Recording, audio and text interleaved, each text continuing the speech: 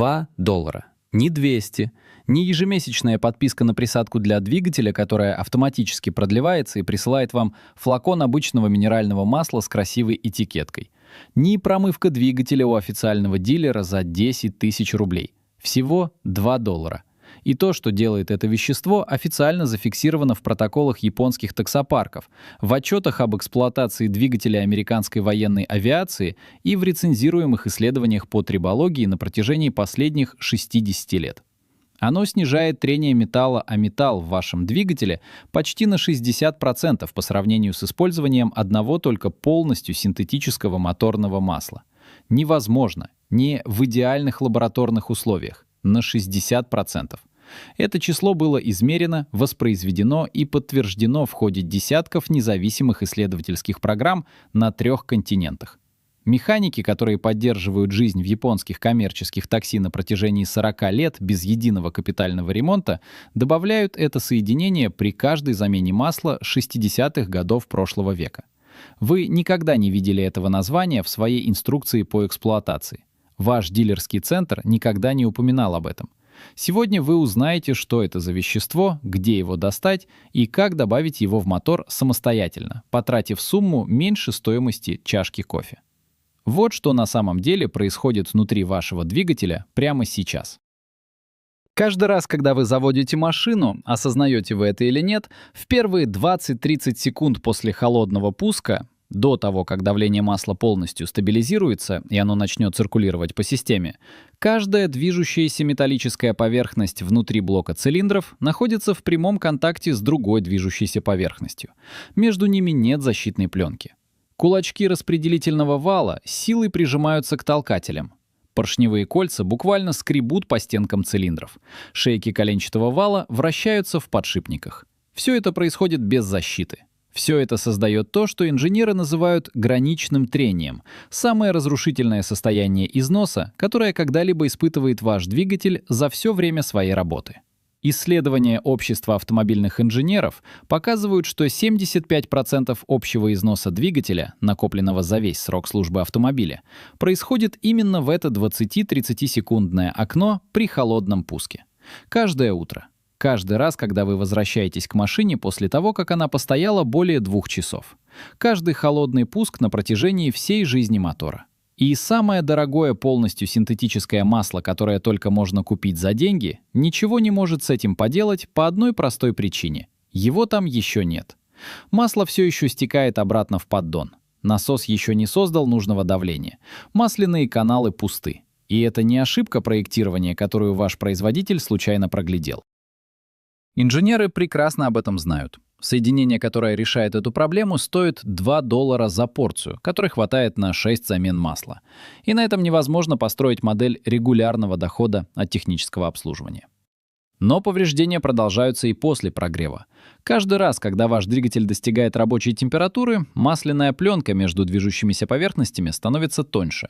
В зоне, которую специалисты называют областью граничной смазки, точки контакта оказываются слишком близко друг к другу, чтобы могла образоваться полноценная масляная подушка.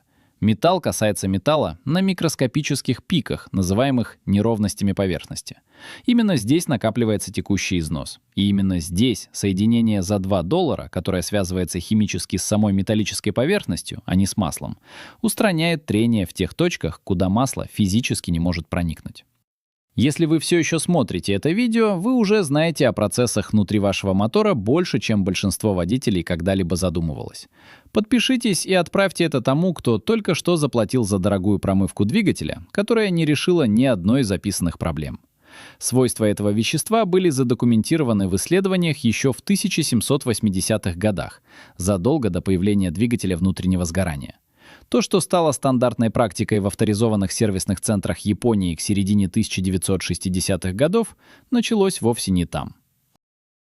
Путь этого открытия пролегал через туннели скандинавских рудников, через программу испытаний американских военных во время Второй мировой войны и достиг японского автомобилестроения через 6-летнее исследование исследовательского института, в котором тестировались 47 конкурирующих присадок и смазочных материалов.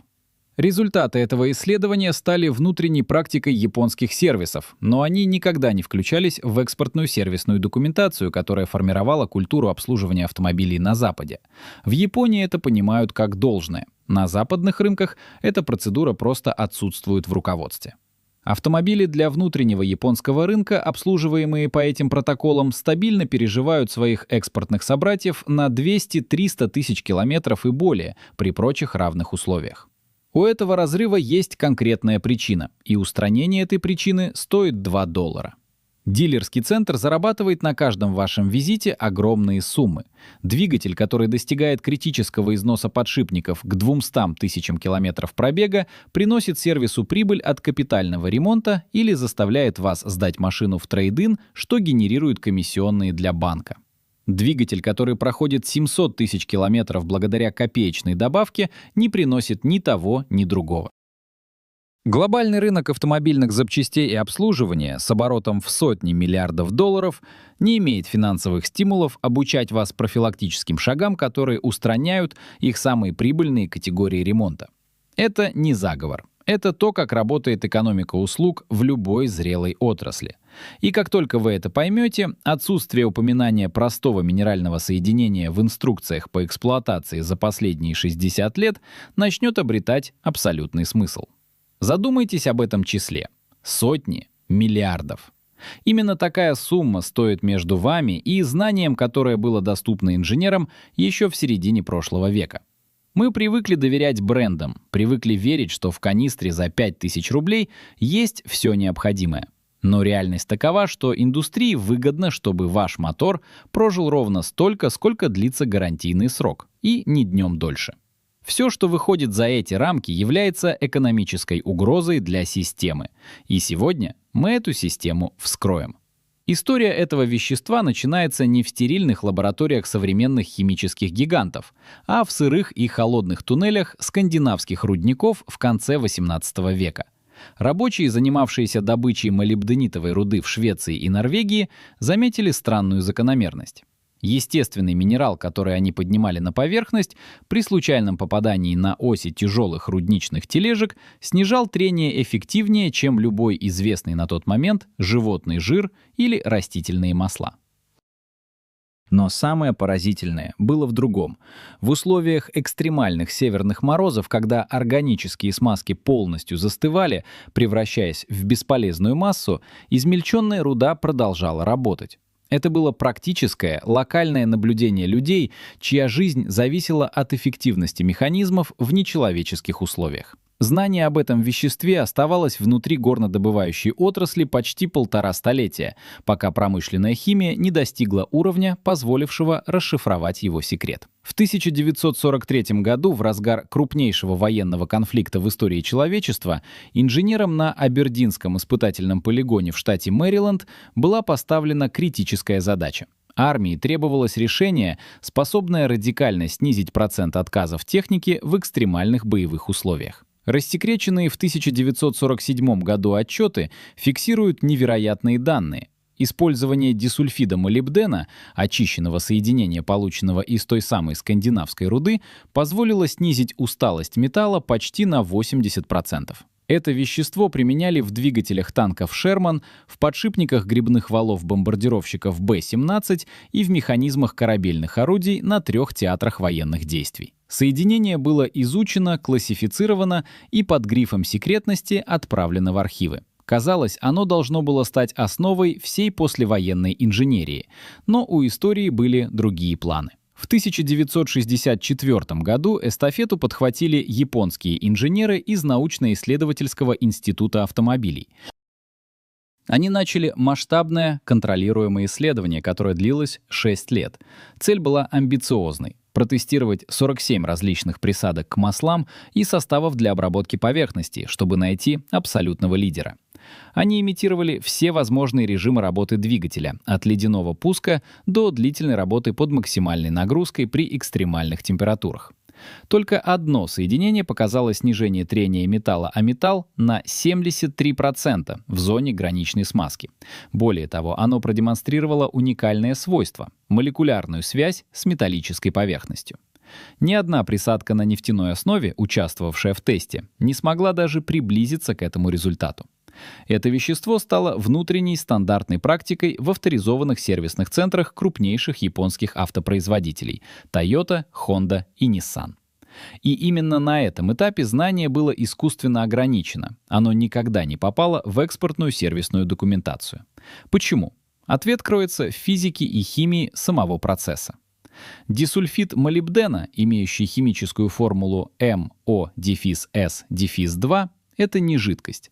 Это кристаллическое твердое тело с уникальной слоистой гексагональной структурой. Представьте себе бесконечное количество плоских чешуек диаметром от 1 до 2 микронов. Когда эти пластины вступают в контакт с поверхностью металла под воздействием тепла и давления, происходит процесс, который ученые называют трибохимической реакцией. Атомы серы в составе соединения образуют прочнейшую химическую связь с атомами железа в стали. Это не просто налет или покрытие, которое можно смыть маслом. Чешуйки становятся частью самой поверхности металла. Стандартное полностью синтетическое моторное масло отлично справляется со своей задачей только в зоне гидродинамической смазки, там, где толстый слой масла полностью разделяет детали. Но масло бессильно в зоне граничной смазки, когда пленка становится слишком тонкой и контакт металла с металлом неизбежен. Именно здесь дисульфид молибдена создает свой непреодолимый барьер. Его коэффициент трения в этой критической зоне составляет всего 0,04, что на 60% меньше, чем у лучшей синтетики. В 2018 году Международный научный журнал по трибологии опубликовал результаты эксперимента. Двигатели, обработанные этим веществом, показали на 68% меньше износа стенок цилиндров после 200 часов работы по сравнению с двигателями на идентичном масле, но без обработки. Масло было одинаковым, разница заключалась лишь в порошке ценой в $2, который связался с металлом. Так почему же мы до сих пор покупаем дорогие брендовые канистры, в которых этого вещества нет? После 1945 года нефтехимические гиганты вложили миллиарды в инфраструктуру переработки нефти, в распределительные сети и, что самое важное, в разработку собственных патентованных пакетов присадок. Патент — это возможность диктовать цену и защищать рынок от конкурентов. Дисульфид молибдена — это природный минерал. Его невозможно запатентовать. Он доступен любому, кто знает его название. На нем невозможно построить бизнес с огромной маржой и защищенными правами. В результате индустрия сделала логичный с точки зрения прибыли шаг. Она просто перестала продвигать это знание в сервисных инструкциях. Зачем продавать копеечное решение, которое делает двигатель практически вечным, если можно продавать сложные, дорогие и требующие постоянного обновления химические составы?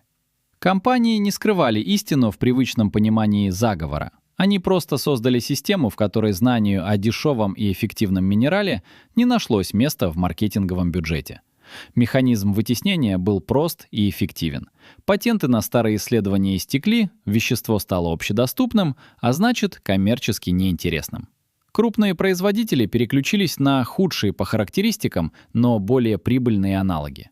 Знание осталось запертым в узких нишах, где цена ошибки слишком велика. В авиации, где отказ двигателя означает катастрофу. Во флоте и в тяжелой горнодобывающей технике. Там инженеры не читают рекламные буклеты, они смотрят на физику процесса. А физика говорит однозначно: нет ничего эффективнее этого чешуйчатого минерала для защиты металла в моменты, когда масло еще не успело прийти на помощь. Чтобы вы окончательно поняли масштаб того, что от вас скрывают, давайте обратимся к цифрам, которые не умеют лгать. Рассмотрим опыт одного конкретного оператора таксопарка в городе Осака. Начиная с 2001 года этот парк эксплуатирует 28 автомобилей модели Toyota Crown Comfort. В 2024 году одна из этих машин, выпущенная в 2003 году с двигателем серии 2JZ, достигла пробега в 620 тысяч километров. При этом в ее двигателе до сих пор стоят оригинальный блок цилиндров, оригинальная головка блока и даже оригинальный коленчатый вал. При замере компрессии во всех 6 цилиндрах отклонение от заводских параметров составило менее 7% спустя 21 год непрерывной коммерческой эксплуатации. 0 капитальных ремонтов, 0 замен распределительных валов. Секрет этого долголетия заключается в строгом протоколе: 5 граммов чистого порошка дисульфида молибдена при каждой замене масла. Годовые затраты на обслуживание двигателя одной такой машины составляют смехотворные суммы. А теперь перенесемся в Чикаго, где аналогичный оператор эксплуатирует схожие по классу автомобили на стандартных западных регламентах. Полностью синтетическое масло, замена каждые 10 тысяч километров, никакого дисульфида. Средний пробег до капитального ремонта или полной замены двигателя в этом парке составляет всего 180 тысяч километров. Стоимость одного такого ремонта варьируется от 3 до 4,5 тысяч долларов за единицу техники. Если посчитать разницу в расходах на весь парк, то оператор в Осаке экономит более 11 тысяч долларов в год только на одном двигателе. Разница между этими двумя сценариями — это порошок за $2, о существовании которого оператору в Чикаго просто никто не почесался сообщить. Глобальный рынок ремонта и замены двигателей генерирует более 100 миллиардов долларов ежегодно. По оценкам отраслевых экспертов, более половины этого объема приходится на поломки, связанные с износом, который начинается именно в зоне граничной смазки. Это как раз та область, которую дисульфид молибдена закрывает раз и навсегда. Теперь давайте вскроем то, что стоит на полках ваших автомагазинов. Возьмите любую брендированную бутылочку инновационного состава для защиты двигателя, которая стоит от 3 до 7 тысяч рублей. Откройте ее официальный паспорт безопасности, который производитель обязан предоставлять по требованию. В разделе химического состава вы почти наверняка увидите ту же самую надпись: дисульфид молибдена, концентрация от 2 до 5%. Остальные 95% объема — это обычное базовое масло, которое служит носителем. Они берут сырье, которое в закупке стоит копейки, смешивают его в минимальной дозировке с дешевой основой, разливают в красивые флаконы и продают вам в 20 раз дороже. Химическая формула молекулы при этом не меняется. Меняется только упаковка и ваша готовность платить за маркетинг вместо физики. Если вы думаете, что это просто гаражные байки, обратитесь к научным архивам. В 2018 году в журнале «Международная трибология» было опубликовано исследование, результаты которого были воспроизведены 3 независимыми исследовательскими группами. Испытания показали, что двигатели, обработанные этим составом, продемонстрировали на 68% меньше износа стенок цилиндров после 200 часов имитации работы в тяжелых условиях. Это не рекламный буклет, это рецензируемая научная работа, за которой стоят годы лабораторных измерений. И здесь мы подходим к самому важному вопросу: почему эта информация не является общедоступной? Ответ прост и циничен одновременно. Дисульфид молибдена — это природный минерал, который добывают в шахтах Северной Америки, Китая и Чили. Его невозможно запатентовать. Вы не можете объявить себя владельцем химического соединения, которое создала сама природа. А раз нет патента, значит, на этом продукте невозможно построить бизнес с огромной наценкой. Вокруг него нельзя выстроить экосистему из эксклюзивных дилерских контрактов, платных подписок на обслуживание или программ лояльности. Индустрия просто не может позволить себе рекламировать то, что стоит копейки, и при этом лишает ее гигантского рынка запчастей. Задумайтесь, на чем зарабатывает современный сервис? Не на том, что ваша машина ездит вечно. Он зарабатывает на том, как быстро ваш автомобиль перестает быть исправным. Каждая деталь, которая не сломалась вовремя, — это убыток для корпорации. Весь современный рынок послепродажного обслуживания с оборотом в 400 миллиардов долларов выстроен на модели запланированного устаревания. Им не нужны решения, которые стоят $2 и работают 50 тысяч километров. Им нужны решения, которые требуют повторного визита в сервис каждые 5-7 тысяч километров. Это не означает, что инженеры внутри компаний желают вам зла. Они просто работают в рамках системы, где для копеечного минерального порошка нет экономического места. Если что-то замедляет износ слишком эффективно, слишком дешево и на слишком долгий срок, это признается экономической угрозой. А с угрозами в бизнесе поступают одинаково. Их аккуратно убирают с полок и навсегда вычеркивают из инструкций по эксплуатации. Вы платите за поломки, которые были предотвратимы еще 60 лет назад.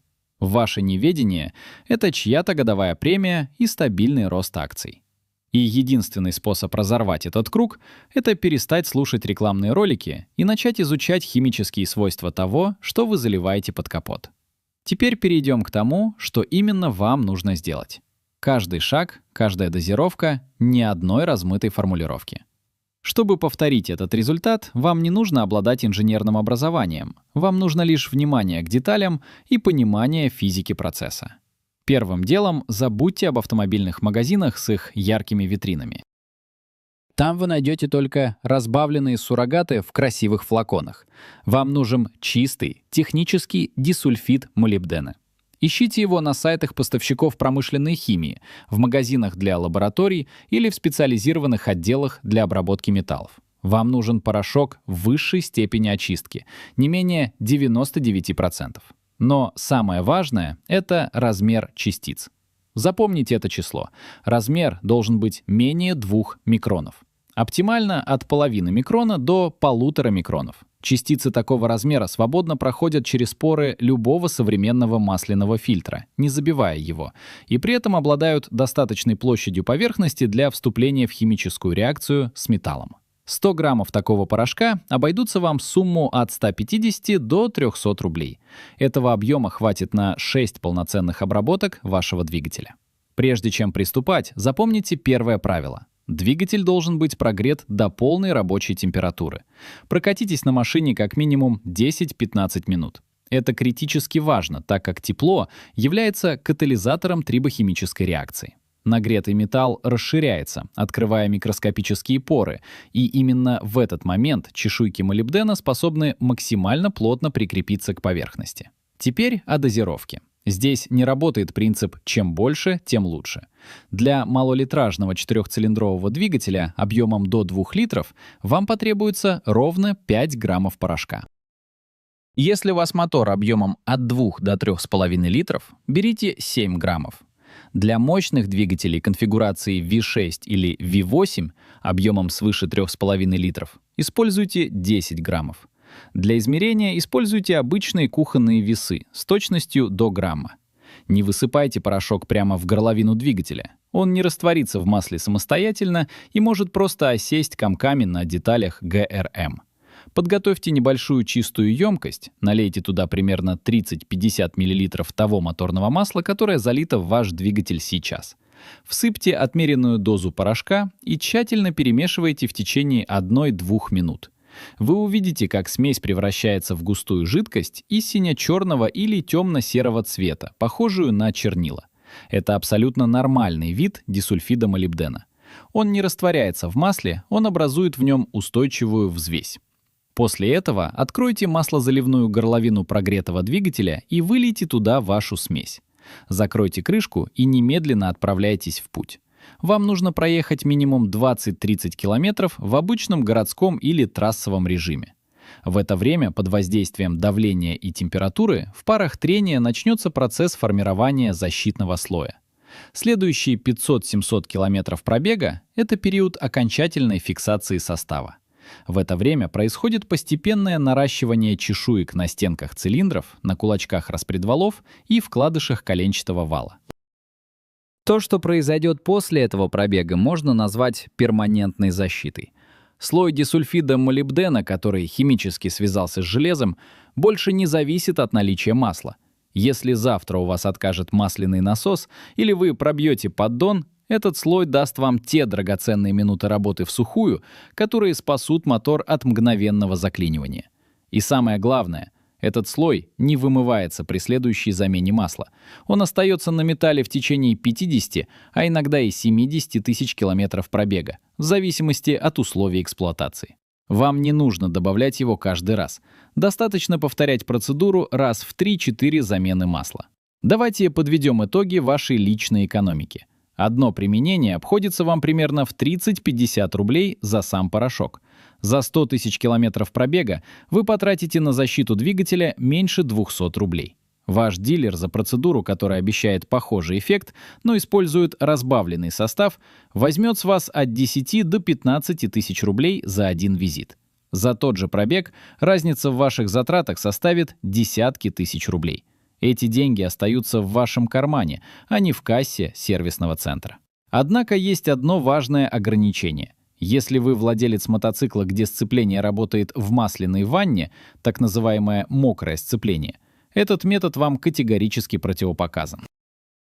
Дисульфид молибдена настолько эффективно снижает трение, что диски вашего сцепления просто начнут проскальзывать, и вы не сможете тронуться с места.